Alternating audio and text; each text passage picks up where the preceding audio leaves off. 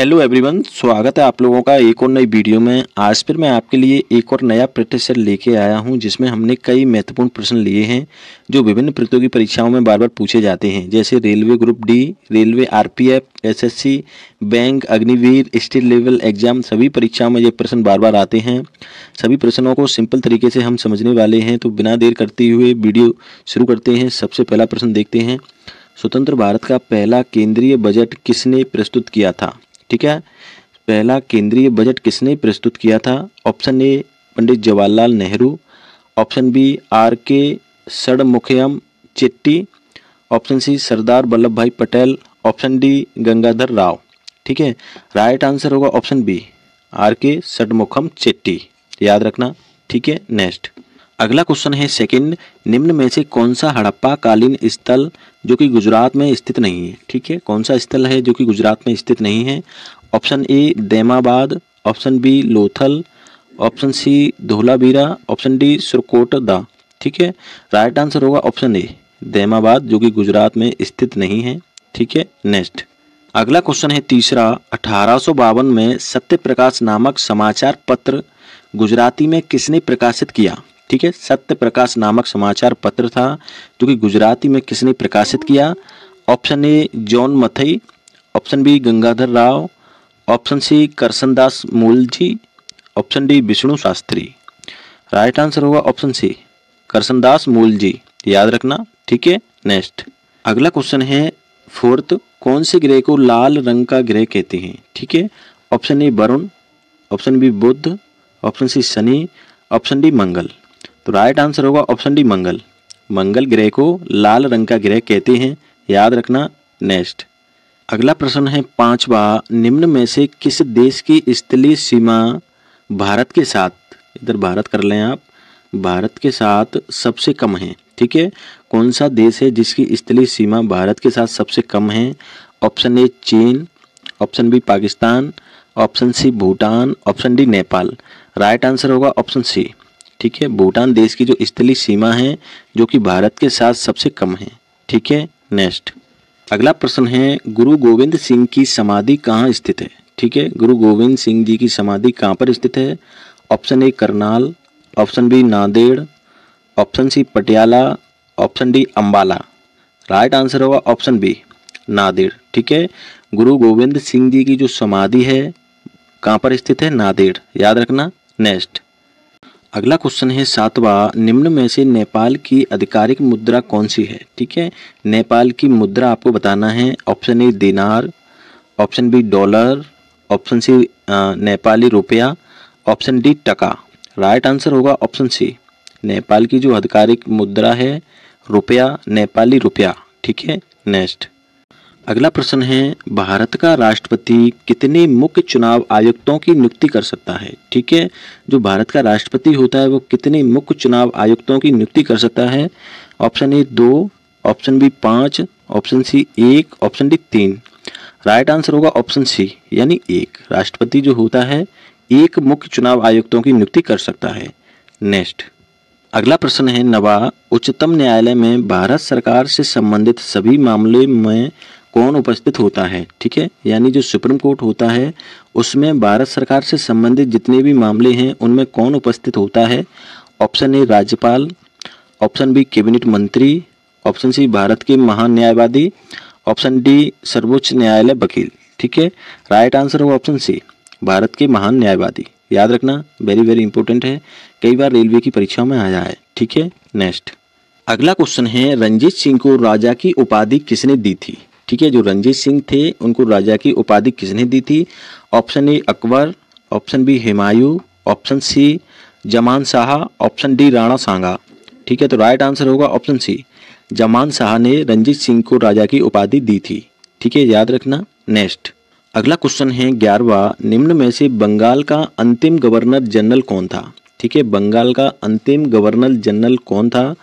Option A lord Curzon, option B lord Irwin, option C William Bentinck, option C mount Bentinck. ठीक है, right answer होगा option C William Bentinck. Bengal का अंतिम governor कौन था? William Bentinck, याद रखना। नेक्स्ट अगला प्रश्न है, यक्षगान लोक नृत्य किस राज्य से संबंधित है? ठीक है, यक्षगान लोक नृत्य option A Gujarat, option B Karnataka, option C Orissa, option D Goa. Right answer होगा ऑप्शन बी कर्नाटक। ठीक है, यक्षगान लोक नृत्य कर्नाटक राज्य से संबंधित है। ठीक है, नेक्स्ट अगला प्रश्न है 13वां, गरीबी हटाओ और न्याय के साथ विकास किस योजना के प्रमुख उद्देश्य थे। ठीक है, गरीबी हटाओ और न्याय के साथ विकास। ऑप्शन ए 5वीं पंचवर्षीय योजना, ऑप्शन बी पहली पंचवर्षीय योजना, ऑप्शन सी दूसरी पंचवर्षीय योजना, ऑप्शन डी चौथी पंचवर्षीय योजना। ठीक है, राइट आंसर होगा ऑप्शन ए 5वीं पंचवर्षीय योजना। ठीक है, इसी के तहत गरीबी हटाओ न्याय के साथ विकास योजना के प्रमुख उद्देश्य थे। ठीक है, नेक्स्ट अगला क्वेश्चन है 14वां, धमेक स्तूप निम्न में से किस स्थान पर स्थित है। ठीक है, Dhamek Stupa. Option A Sarnath, option B Sanchi, option C Gaya, option D Mehar. ठीक है, राइट आंसर होगा ऑप्शन ए सारनाथ। धमेक स्तूप सारनाथ में स्थित है, याद रखना। नेक्स्ट अगला क्वेश्चन है 15वां, ध्वनि तरंगें किस माध्यम में नहीं चल सकती। ठीक है, ध्वनि तरंगें। ऑप्शन ए द्रव्य में यानी लिक्विड, ऑप्शन बी सॉलिड में यानी ठोस में, ऑप्शन सी गैसों में, ऑप्शन डी निर्वात में। ठीक है, तो राइट आंसर होगा ऑप्शन डी निर्वात में। ध्वनि तरंगें होती हैं जो कि निर्वात में नहीं चल सकती, याद रखना। नेक्स्ट अगला क्वेश्चन है 16वां, संत कबीर किसके शिष्य थे। ठीक है, जो संत कबीर थे वो किसके शिष्य थे। Option A Ramanand, option B Haridas, option C Ramanujacharya, option D Mohammad Jayasi. तो राइट आंसर होगा ऑप्शन ए रामानंद। ठीक है, संत कबीर थे जो कि रामानंद के शिष्य थे। ठीक है, नेक्स्ट अगला प्रश्न है 17वां, मीर हसन देहलवी निम्न में से किसके दरबार में था। ठीक है, Mir Hasan Dehlavi. Option A Akbar, option B Samrat Ashok, option C Alauddin Khilji, option D Mohammad Jayasi. तो राइट आंसर होगा ऑप्शन सी अलाउद्दीन खिलजी, याद रखना। नेक्स्ट अगला क्वेश्चन है 18वां, संघ लोक सेवा आयोग के अध्यक्ष की नियुक्ति कौन करता है। ठीक है, संघ लोक सेवा आयोग के अध्यक्ष की नियुक्ति कौन करता है। ऑप्शन ए राज्यपाल, ऑप्शन बी राष्ट्रपति, ऑप्शन सी प्रधानमंत्री, ऑप्शन डी गृह मंत्री। तो राइट आंसर होगा ऑप्शन बी राष्ट्रपति। संघ लोक सेवा आयोग के अध्यक्ष की नियुक्ति राष्ट्रपति करता है, याद रखना। नेक्स्ट अगला प्रश्न है श्रीलंका की राजधानी क्या है। ठीक है, what is the capital of Sri Lanka. Option A Beijing, option B Kathmandu, option C Colombo, option D Delhi. तो राइट आंसर होगा ऑप्शन सी कोलंबो। श्रीलंका की जो राजधानी है उसका नाम है कोलंबो, याद रखना। नेक्स्ट अगला क्वेश्चन है 20वां, निम्न में से किसका संबंध उपनिषद से है। ठीक है, किसका संबंध उपनिषद से है। ऑप्शन ए धर्म, ऑप्शन बी योग, ऑप्शन सी दर्शन, ऑप्शन डी आयुर्वेद। तो राइट आंसर होगा ऑप्शन सी दर्शन। ठीक है, दर्शन का जो संबंध है वो उपनिषद से है, याद रखना। नेक्स्ट अगला प्रश्न है जो कि रीजनिंग से लिया है 21वां, वेन आरेख को चुनिए जो दिए गए वर्गों के बीच में संबंध निरूपित करता है। ठीक है, इस तरह से एक क्वेश्चन होगा, उसमें आरेख दिए हैं 4, आपको राइट आरेख को चुनना है। ठीक है, तो राइट आरेख चुनने से पहले आपको जो 3 यहाँ पर शब्द दिए हैं कुत्ता, शेर, जानवर, तो इनके लिए आपको एक आरेख बनाना पड़ेगा। जैसे कुत्ते के लिए मैं एक गोला बनाऊं, क्या है ये कुत्ता। ठीक है, शेर अलग होता है, कुत्ता अलग होता है। ठीक है, एक गोला मैं शेर के लिए बनाता हूं, शेर। ठीक है, अगला क्या है जानवर, तो ये दोनों क्या है, ये दोनों जानवर हैं, मतलब ये दोनों जानवर वाले गोले के अंदर आ जाएंगे, क्या है जानवर। ठीक है, तो इस तरह से आरेख बनेगा। कौन सा आरेख सही होगा, पहला वाला। ठीक है, क्योंकि एक गोले को कुत्ता मान लें, एक को शेर, वो दोनों बड़े गोले के अंदर हैं, इसको जानवर मान लेते हैं। ठीक है, तो पहला वाला जो आरेख है जो कि तीनों शब्दों के लिए बिल्कुल सही है, मतलब ए ऑप्शन सही होगा। ठीक है, नेक्स्ट अगला प्रश्न है 22वां, जिस प्रकार दूसरे पद का संबंध पहले पद से है उसी प्रकार चौथे पद का संबंध तीसरे पद से ज्ञात कीजिए। ठीक है, मतलब 12:144 समानुपात 14 क्वेश्चन मार्क। तो दूसरा पद 144 है, इसका संबंध 12 से है। ठीक है, तो चौथे पद का संबंध तीसरे से कैसे होगा। ठीक है, तो क्या करेंगे, जैसे यहाँ 12 है, इधर 144 है, तो 12 का वर्ग हम करेंगे, यानी 12 × 12 कितना होता है 144। ठीक है, इसका मतलब 12 का वर्ग किया है तभी 144 यहाँ पर आया है। ठीक है, तो यहाँ हम क्या करेंगे 14 का वर्ग कर देंगे।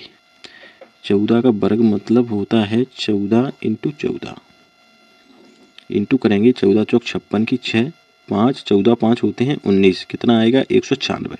ठीक है, तो यहाँ पर कौन सी संख्या आएगी 196 यानी 196, ऑप्शन ए। सिंपल सा है, कुछ नहीं है, 12 का वर्ग है, 14 का वर्ग 196 होगा। ठीक है, नेक्स्ट अगला क्वेश्चन है 23वां। किसी निश्चित कूट भाषा में AVOID को 85395 तथा मल्टी को 56679 कोडित किया गया है, तो उसी कूट भाषा में इवेंट का कूट क्या होगा। ठीक है, तो सवाल में क्या दिया है, जैसे AVOID, इसके लिए इन्होंने संख्या ली है 85395। ठीक है, तो क्या करेंगे, एवॉइड की हम नंबरिंग कर लेंगे, जैसे कौन सा अल्फ़ाबेट कौन से नंबर पे आता है। तो ए का नंबर होता है 1, बी का होता है 22, ओ का 15 होता है, आई का 9, डी का 4। तो इनकी हमने नंबरिंग करी तो तो जो मैथ के जो नंबर आए, जैसे अंक जो आए 1221594 आया, यहाँ पर 85395 है, इसका मतलब नंबरिंग करने के बाद संख्या नहीं आएगी। तो दूसरा तरीका देखते हैं, जैसे दूसरा तरीका होगा AVOID।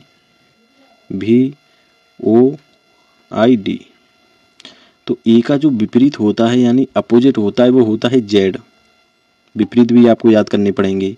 बी का विपरीत होता है ई, ओ का विपरीत होता है एल, आई का होता है आर और डी का होता है डब्लू।